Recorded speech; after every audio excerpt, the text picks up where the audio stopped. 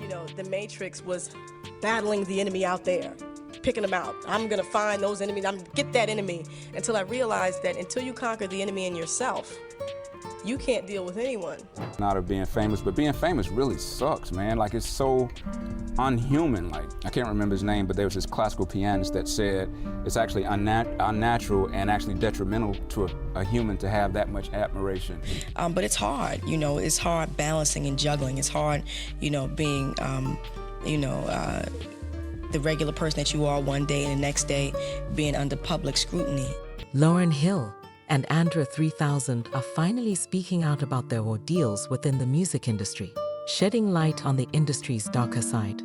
Their stories reveal a troubling narrative that goes beyond what most people realize.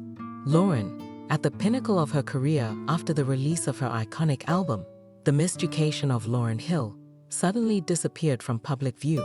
Despite dropping one of the most legendary albums of all time, she retreated from the spotlight. Similarly, Andre, despite achieving massive success with Outkast, withdrew from music for 17 years, declining numerous offers to perform at festivals and award shows.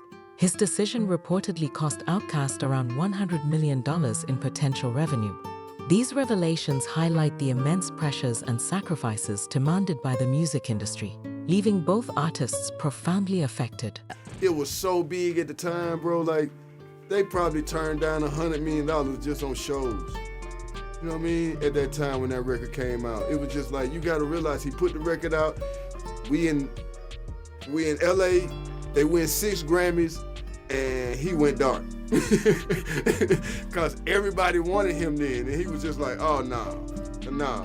Last year, Andre 3000 notably skipped all celebrations for hip-hop's 50th anniversary, prompting fans to speculate on the seriousness of his absence from fellow music peers. Despite making sporadic song appearances over the years, fans have questioned whether Andre possesses insider knowledge about the industry and the rumored parties that influenced his decision to step away for good. Now, Andre and Lauryn Hill are breaking their silence, revealing the true reasons behind their departure from music and addressing the rumors surrounding the notorious industry parties and sacrifices. You know, the music industry is just a microcosm of the world. So whenever you stand for something and you stand for goodness and truth, you will always get resistance, that's period. Whether you're in the pharmaceutical industry, the record industry, or whatever. Lauryn Hill's rise to fame was nothing short of extraordinary, especially following the release of her groundbreaking album, The Miseducation of Lauryn Hill, in 1998. This album was widely acclaimed as a masterpiece and solidified Lauryn's status as a legend in the music industry. However, after winning the Grammy for Best Album, Lauryn's solo career took an enigmatic turn, and she has yet to release a follow-up to Miseducation. To be fair, Lauryn didn't completely withdraw from the music scene. In July 2001, she offered fans a glimpse of her new material during an MTV Unplugged special, later released as the live album MTV Unplugged No. 2.0. She continued touring in the early 2000s, keeping her music alive and her fans engaged.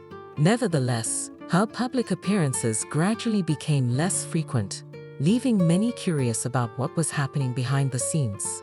The intrigue surrounding Lauryn deepened when Rolling Stone magazine published an article titled The Mystery of Lauryn Hill.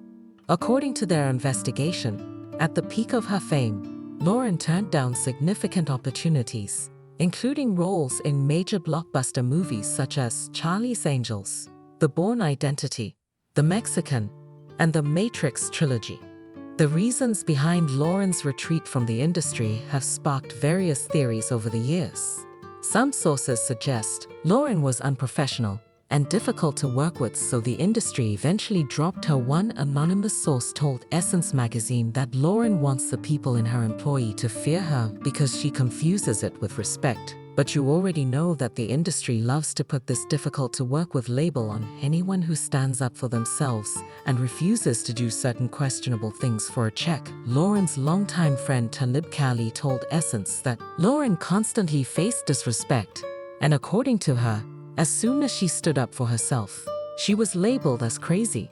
When an artist gives a piece of their soul to the public, they don't necessarily get that back, remarked TPE. When you're constantly giving huge chunks of yourself, as Lauryn did, sometimes you have to do things that seem eccentric or crazy to maintain your own sanity.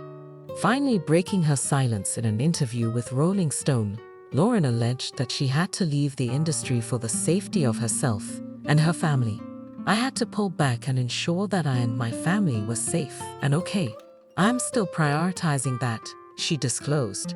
Using the word sacrifice, Lauryn described how celebrities are often treated as sacrificial figures, like the fatted calf, boxed in, and harshly judged for very normal responses to abnormal circumstances. I wrote an album about systemic issues before this generation openly discussed them. I was called crazy, she added. Many fans interpreted Lauryn's statements to mean that she had witnessed disturbing things in the industry that frightened her away from the spotlight, to the extent that she feared being sacrificed if she stayed. Allegedly, Andre 3000 had a similar experience after reportedly witnessing unsettling events at industry parties. Despite being regarded as one of the greatest lyricists ever, Andre appears resolute in never returning to the rap industry. Initially, Andre claimed he stopped making rap music because he felt uncomfortable with the spotlight. However, rumors surfaced shortly after the release of his Flute album in November 2023, suggesting Andre had witnessed disturbing incidents. Scenes from industry parties and whatever Andre witnessed was sufficient to prompt his permanent departure from the rap industry. Prior to the release of Andre's album, one fan's viral post on X claimed he had seen something disturbing at a Hollywood party. The fan's tweet read, "I still need to know what he saw when he walked in the room at that Hollywood party that made him leave the industry," garnering over 120,000 likes. Commenters speculated on various scenarios that might have frightened Andre away from the rap industry for good. One user mentioned demonic encounters, while another shared a photo of Will Smith with no explanation. Additionally, someone posted a clip of Cat Williams discussing Hollywood mansion parties, where Andre was reportedly present in the audience. They be having these big mansion parties, and the mansion party, the whole mansion is a party, and then it's a separate party in the little rooms. I ain't been famous that goddamn long. I'm excited to be at the mansion party. You be looking at all the goddamn rooms, and you down and look in the wrong room. And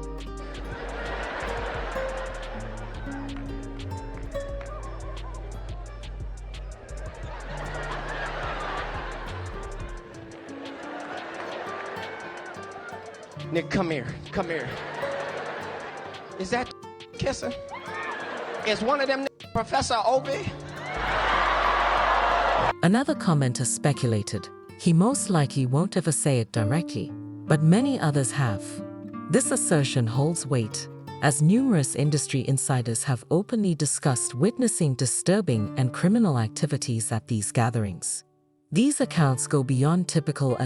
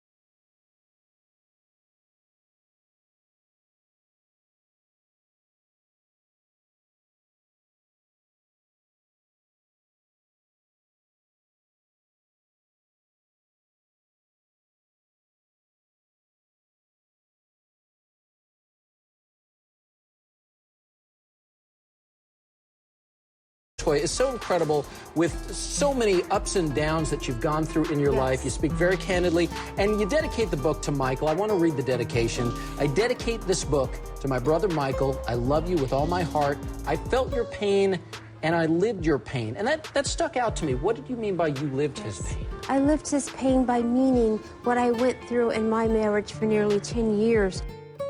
And the people taking control of your life and things of that nature, basically that's what happened to him as well. Yeah. So I lived his pain, I understood that. The amount we saw him talk about people trying to control him. Michael, it sounded like you actually believed that he truly thought he was going to be. Oh, no, I did. When he first told me, AJ, I have to be honest, I didn't believe it. I said, Michael, come on, you're Michael Jackson. Who in the world would do this? Nobody would try. I mean, it would be world news and everybody would know about it. They're not going to do it. But he was so passionate and adamant about it and says, you don't understand. It's all about my catalog. This is what they want, and this is what they're going to do. And he was terrified. He was a very happy-go-lucky person. He loved amusement parks and the whole bit. But I saw him just get withdrawn and nervous all the time. He says, you don't understand. This is very serious. This is a very serious matter. And it was.